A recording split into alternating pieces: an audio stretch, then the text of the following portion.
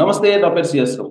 ఆంధ్రప్రదేశ్ రాజకీయాలు చాలా వేగంగా మారిపోతున్నాయి. షర్మిల రాబోయేటువంటి రోజుల్లో కాంగ్రెస్ పార్టీలో ఏ రోల్ పోషించబోతూ ఉన్నారు అనే దాని మీద ఇప్పుడు సర్వత్రా చర్చ జరుగుతుంది. దీని మీద ఇంటరాక్ట్ అయ్యేటువంటి ప్రయత్నం చేద్దాం. ప్రస్తుతం మనతోటి ఇంటరాక్ట్ అవ్వడానికి 20 సూత్రాల ఆర్థిక సంఘం మాజీ చైర్మన్, అలాగే మాజీ రాజ్యసభ సభ్యులు, ఆంధ్రప్రదేశ్ కాంగ్రెస్ పార్టీ ఉపాధ్యక్షులు తులసిరెడ్డి గారు ఉన్నారు. తులసిరెడ్డి గారు నమస్తే అండి. నమస్తే సుబ్రావ్ గారు. సార్ నమస్తే సార్. కాంగ్రెస్ పార్టీ ఆంధ్రప్రదేశ్ లో కొంచెం ఏదో మూవ్మెంట్ వచ్చినట్టు కనిపిస్తుంది. షర్మిల ద్వారా అనుకోవచ్చా?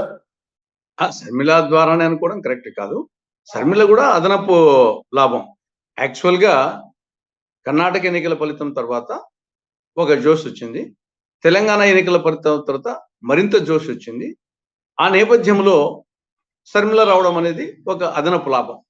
ఆ యాంగిల్లో చూసుకొని తప్ప మొత్తం వచ్చేసి షర్మిలతోనే అనేది కరెక్ట్ కాదు. డెఫినెట్ గా వచ్చేసి అదనపు లాభం. ఇక్కడ ఏమైందంటే ఉభయ తెలుగు రాష్ట్రాల్లో ఏ రోల్ పోషించబోతున్నారు ఆవిడ అనేది ఆసక్తికరమైన అంశం. ఓకే, మరి అధిష్టాన వర్గం అన్ని కోణాల్లో ఆలోచించి ఒక నిర్ణయం తీసుకుంటుంది. మరి బహుశా త్వరలో నిర్ణయం తీసుకోవచ్చు అనుకుంటాను. రేపు విజయవాడలో మీటింగ్ ఉంది, 11న ఢిల్లీలో మీటింగ్ ఉంది. బహుశా త్వరలో ఒక నిర్ణయం తీసుకొని ఆవిడ సేవలు ఏ విధంగా ఉపయోగించుకోవాలనేది త్వరలో నిర్ణయిస్తాం అనుకుంటాను. ఇక్కడ పీసీసీ అంటున్నారు, అలాంటిది ఏమైనా ఉందా?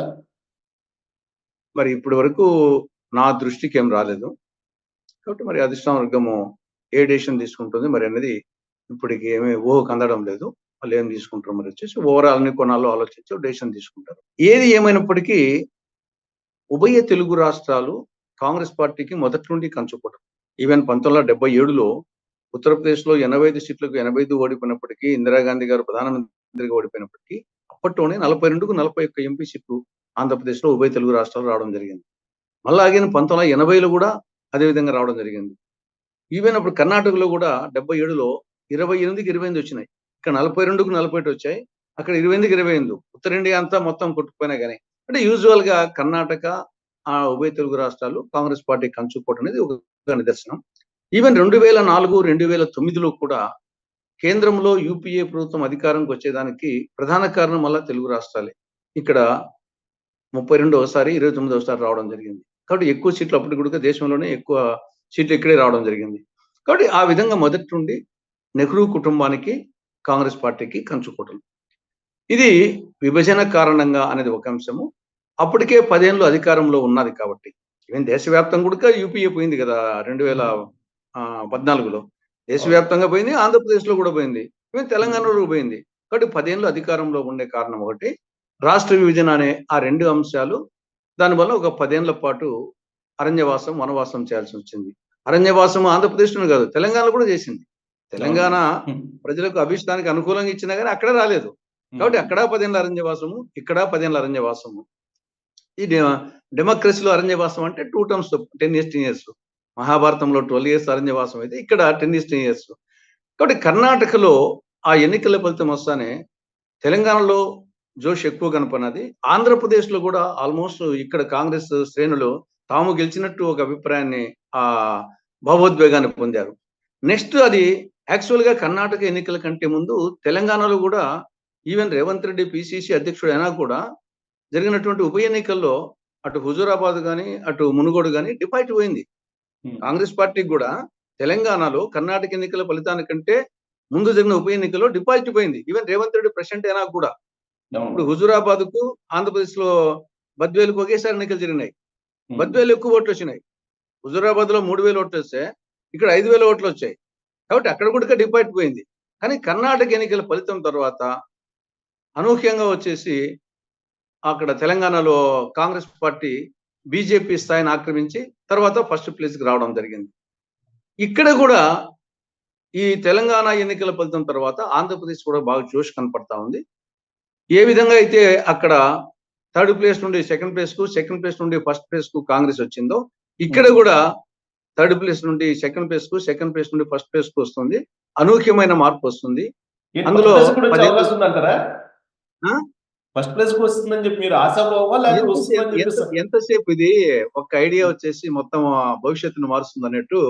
ఇప్పుడు రాజకీయాల్లో 2020 మ్యాచ్లు ఈవెన్ టెస్ట్ మ్యాచ్లు కాదు, 2020 మ్యాచ్ల్లో అనూహ్యంగా వచ్చేసి లాస్ట్ ఓవర్ లో వచ్చేసి అన్ని సిక్సర్స్ కొట్టి గెలిచిన సందర్భాలు కూడా మనం అనేక చూస్తున్నాం వచ్చేసి. యూజువల్ గా ప్రపంచ మ్యాచ్ లో ఎక్కువ అదే జరుగుతా ఉంది. కాబట్టి ఇక్కడ ఎందుకు ఆ మాట అంటున్నా అంటే టీడీపీని చూశారు, వైకాపాను చూశారు, బీజేపీని చూశారు.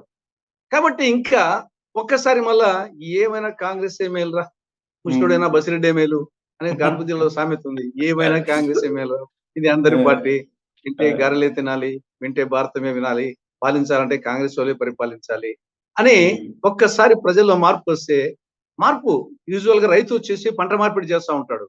ఆ విధంగా ప్రజలు మీరు ఆడబోయే 2020 మ్యాచ్ కి వెటరన్ కాంగ్రెస్ పార్టీ వాళ్ళు ఉంటారా లేదా యూత్ కూడా వచ్చే అవకాశం ఉందా ఈసారి? అందరూ ఉంటారు వచ్చేసి. ఒక వ్యవస్థలో వచ్చేసి సీనియర్స్ ఉంటారు, జూనియర్స్ ఉంటారు, సబ్ జూనియర్స్ ఉంటారు. కాబట్టి మొత్తం అందరూ కలిసి ఆడితేనే కదా వచ్చేసి. ఇప్పుడు క్రికెట్ లో కూడా వచ్చేసి బ్యాట్స్మెన్ కావాలా, బౌలర్స్ కావాలా, అందరూ అన్ని వికెట్ కీపర్ అందరూ ఉంటేనే కదా. కాబట్టి డెఫినెట్ గా కాంగ్రెస్ పార్టీ ఇది ఒక హిమాలయాల పర్వతాల లాంటి పార్టీ. ఇది వచ్చేసి ఇది ఒక జీవనది. ఒకసారి జీవనదిలో కూడా ఒకసారి నీళ్లు తగ్గిపోతాయి, మళ్ళా నీళ్లు వస్తూ ఉంటాయి. కాబట్టి టీం నుంచి వెళ్ళిపోయిన ఉండవల్లి, తర్వాత కిరణ్ కుమార్ రెడ్డి, లగడపాటి రాజగోపాల్ వీళ్ళందరూ మళ్ళీ జాయిన్ అవుతారా టీంలో? ఇప్పుడు మరి ఎందుకంటే మరి కిరణ్ కుమార్ రెడ్డి గారు ఆల్రెడీ బీజేపీలో ఉన్నారు. ఇంకా మిగతా వచ్చేసి లగడపాటి కానీ ఉండవల్లి కానీ వాళ్ళు వచ్చేసి, లగడపాటి ఆల్మోస్ట్ రాజకీయాలకి దూరంగా ఉన్నాడు. ఉండవల్లి వచ్చేసి రాజకీయాల్లో కాకుండా కానీ ఆయన న్యూస్ లో ఉన్నాడు. కాబట్టి వాళ్ళు అన్ని కొనాలు ఆలోచించి డెసిషన్ తీసుకునే వాళ్ళు తీసుకుంటే సంతోషంగా స్వీకరిస్తారు మొత్తం కాంగ్రెస్ పార్టీ. నిన్నేదో ఒక మీటింగ్ చేసినట్లు హర్ష్ కుమార్, ఉండవల్లి అరుణ్ కుమార్, లగడపాటి ఏదో ఒక మీటింగ్ చేసుకున్నారు అన్నారు. దీని గురించేనా కాంగ్రెస్ పార్టీ రివోక్ చేయడమేనా? ఏమో మరి అది తెలియదు. నేను కూడా పేపర్లో చూశాను. హర్ష కుమార్ ఇంటి వద్ద ఈయన పోయినట్టు, మరి ఉండవల్లి ఉన్నాళ్ళు కానీ లగడపాటి పోయినట్టుగా చూశాను. మరి ఆయనే వచ్చేసి నేను ఏదో కొంచెం దూరంగా ఉన్న రాజకీయాలు కానీ అన్నట్టు ఉంది లగడపాటి ఒక పేపర్లో చూస్తే. సో ఇప్పుడు రాబోయే రోజుల్లో సార్ మీ దూకుడు చూసిన తర్వాత ఏదో జగన్మోహన్ రెడ్డి కాంగ్రెస్ పార్టీ తోటి పొత్తు పెట్టుకోవాలని ఏదో కొంచెం ఆలోచన ఏదో ఉన్నట్టు, తాడేపల్లి కోటలో ఏదో అలాంటి సందేశం, అలాంటి చర్చ నడుస్తున్నట్టు వినిపిస్తుంది. నిజమేనా? ఏమో నా దృష్టికి రాలేదు.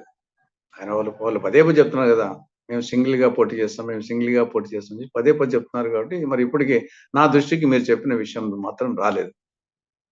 షర్మిల కాంగ్రెస్ పార్టీలో రావడంతో కొద్దిగా ఏదో భయపడుతున్నారు రాజకీయంగా, అందుకే కలుపుకొని పోతే బాగుంటుందని. అంతకు ముందు కూడా కేసీ వేణుగోపాల్ తోటి టచ్ లో ఉన్నారు. పోస్ట్ ఎలక్షన్స్ మేము ఏదో మద్దతు ఇస్తామని చెప్పినట్టు కూడా న్యూస్ వచ్చింది. అది ఎలక్షన్ తర్వాత కాంగ్రెస్ పార్టీకి సంకీర్ణ ప్రభుత్వానికి వచ్చే అవకాశం ఉందనుకోండి, అందరు ఇస్తారు. ఈ టీడీపీ కానీ ప్రాంతీయ పార్టీలు వచ్చేసి ఎన్నికలకు ముందు పొత్తులు కొన్ని ఒక టైపు, ఎన్నికల తర్వాత అనేది న్యాచురల్ గా వచ్చేసి ఆ రోజు పరిస్థితి బట్టి డెసిషన్ తీసుకుంటారు ప్రాంతీయ పార్టీలు, జగన్ కానీ టీడీపీ కానీ ఇంకో పార్టీ కానీ. కాబట్టి ఎన్నికలకు ముందు ఉంటే పొత్తులు, ఇప్పుడు డిఎంకే ఉంది, డిఎంకే కాంగ్రెస్ ఎన్నికలకు ముందు పొత్తుది. కాబట్టి అక్కడ బీహార్లో ఎన్నికలకు ముందు పొత్తు, ఎన్నికల తర్వాత అనేది మనము ఆ రోజు బీజేపీ అధికారంకి వచ్చే వాళ్ళకి సపోర్ట్ ఇస్తారు, సంకీర్ణం కానీ బీజేపీ కానీ, ఇక్కడ కాంగ్రెస్ కానీ ఇండియా కానీ వస్తే వాళ్ళకి ఇస్తారు. బట్ దాని గురించి పెద్దగా ఎవరు దాని గురించి ఇది చెప్పిన దాని గురించి సీరియస్ గా తీసుకోవాల్సిన అవసరం ఉండదు. ఇంకోటి సార్, ఈ మధ్యకాలంలో ప్రశాంత్ కిషోర్ చంద్రబాబుని కలిశారు. ప్రశాంత్ కిషోర్ ఏమో నరేంద్ర మోడీకి యాంటీగా ఏదో ఒక కూటమిని ఏర్పాటు చేయాలి జాతీయ స్థాయిలో అనేది ఒక ప్రయత్నం చేస్తున్నారు కదా. నితీష్ కుమార్ ని కన్వీనర్ గా పెట్టాలనేది ఈ భేటీ తర్వాతనే ప్రతిపాదన వచ్చింది. సో దీనికి ఈ భేటీకి ఆ ప్రతిపాదనకి లింక్ ఉంది అనుకుంటున్నారా? ఇప్పుడు సరే, ప్రశాంత్ కిషోర్ ఏం చెప్పినా ఫైనల్ గా వచ్చేసి ఏమంతా ఆయన చెప్పినట్టే జరగదు కదా. ఆయన ఒపీనియన్ తీసుకుంటారు, మళ్ళీ వీళ్ళ యొక్క పరిస్థితి బట్టి వీళ్ళు డెసిషన్ తీసుకుంటారు. లీడర్స్ కదా వీళ్ళు ఏమొచ్చేసి. ప్రశాంత్ కిషోర్ మొత్తం చేసినట్టే ఆయన బీహార్లో నానా అవస్థలు పడుతున్నాడు, మరి అధికారంలోకి రావాలి కదా. కాబట్టి ఆ స్థాయిలో అన్ని ఆయన ఇది పెట్టుకంటే ఆయనే ఒక పార్టీ పెట్టి ఆయనే చేస్తాడు.